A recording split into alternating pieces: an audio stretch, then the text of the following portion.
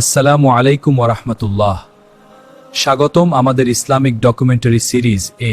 আজ আমরা শুরু করতে যাচ্ছি মহানবী সাল্লাল্লাহু আলাইহি সাল্লামের জীবন কাহিনীর একটি গুরুত্বপূর্ণ অধ্যায়, জাহিলিয়াতের যুগ।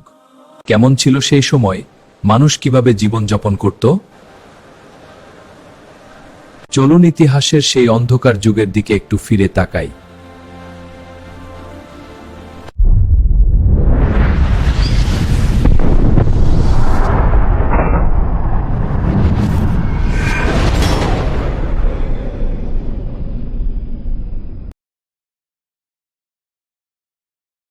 ভাবুন, একটি সময় যেখানে আলো ছিল না, ছিল শুধু অন্ধকার।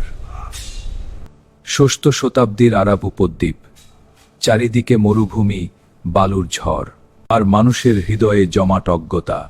ইতিহাস একে চেনে জাহিলিয়াতের যুগ নামে। এ ছিল এমন এক যুগ যেখানে শক্তিই ছিল আইন। গোত্রে গোত্র যুদ্ধ চলত বছরের পর বছর। একটি ছোট অপমান আর শুরু হয়ে যেত রক্তপাত। মানুষ হত্যা করাকে গর্ব মনে করত। নারীর কোনো সম্মান ছিল না। মেয়ে শিশু জন্ম নিলে বাবারা লজ্জায় মাথা নত করত। তারপর নিজ হাতে কবর খুঁড়ে জীবন্ত পুঁতে ফেলত নিজের সন্তানকে।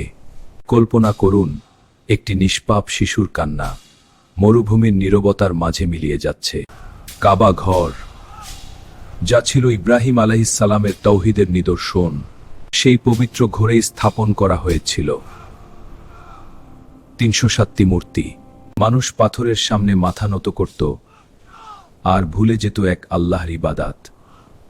সুদ, জুয়া, মদ ছিল সমাজের সাধারণ রীতি। দুর্বলদের উপর অত্যাচার ছিল প্রতিদিনের ঘটনা। এ ছিল এমন এক সময় যেখানে সত্য ছিল অপরিচিত। এটা ছিল বীরত্বের যুগ। মানবতা ছিল নিঃশেষ। কিন্তু যখন অন্ধকার সবচেয়ে গভীর হয়, ঠিক তখনই আলোর শুরু হয়। আরবের উত্তপ্ত বালুর নিচে আল্লাহ প্রস্তুত করছিলেন এক মহামানবকে। এই আলো, যে আলো বদলে দেবে ইতিহাস। এক রহমত, যে রহমত বদলে দেবে মানবতা। তিনি আসছেন বিশ্বনবী হযরত মুহাম্মদ সাল্লাল্লাহু আলাইহি ওয়াসাল্লাম।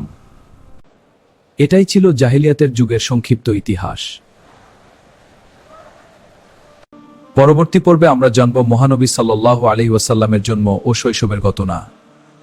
ভিডিওটি ভালো লাগলে লাইক দিন, শেয়ার করুন এবং আমাদের চ্যানেলটি সাবস্ক্রাইব করুন। আল্লাহ হাফেজ।